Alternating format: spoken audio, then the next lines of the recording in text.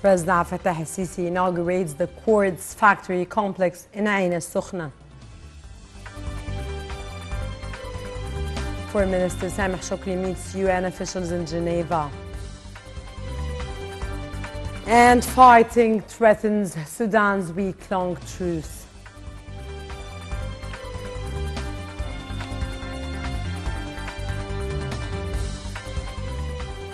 Welcome back.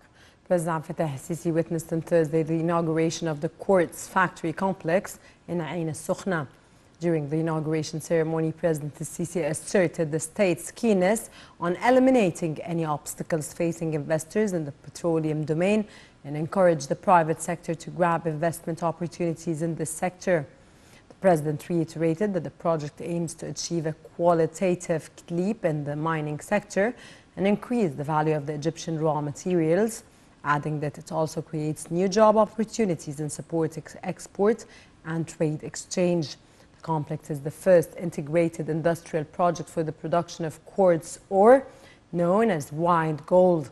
The Quartz Factories complex was implemented by the National Service Projects Agency of the Armed Forces. It exploits high-quality ores from the Red Sea mountains, where the purity of the quartz reaches 99% in a mine in Marsa Alam. The project is the first of its kind in Egypt, Arab and African countries, and the first in the world in terms of the integration of the production process.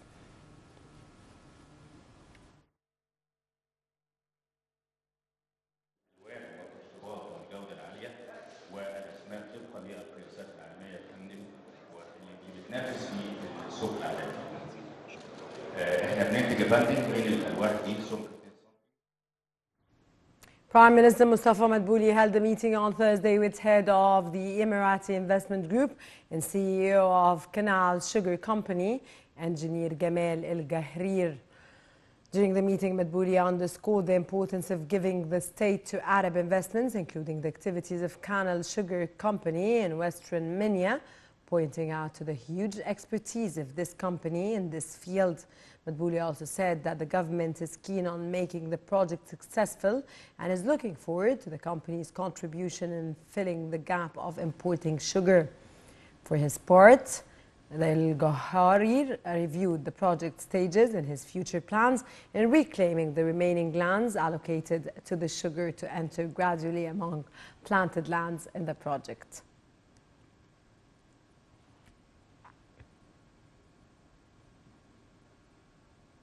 Prime Minister Dr. Mustafa Madbouli stressed the state is giving a great attention to the real estate sector, as it's considered one of the vital sectors in the Egyptian economy.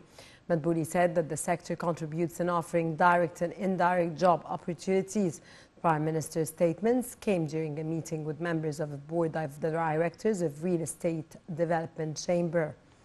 Madbouli pointed to the importance of the meetings held with a number of real estate developers to discuss means of boosting real estate sector during current conditions and global challenges reflected in costs of building materials.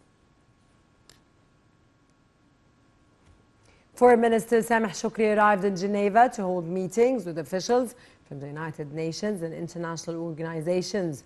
During his visit, Shoukry met with UN High Commissioner for Human Rights, Volker Turk, as they discussed the latest regional and international developments. He also met with Deputy UN Secretary for Human Affairs and Emergency Relief, Martin, and UN High Commissioner for Refugees, Filippo Grandi, as well as UN High Commissioner for the Human Rights, Volker Turk, and head of the International Organization for Migration, Amy Pope.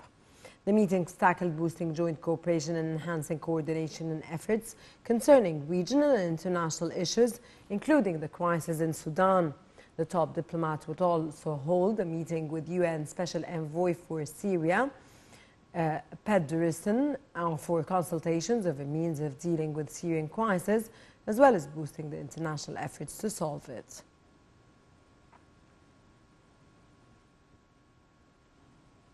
The annual meetings of the African Development Bank Group continued Thursday at Egypt's resort of Sharm el-Sheikh under the slogan "Mobilizing Private Sector Financing for Climate and Green Growth in Africa."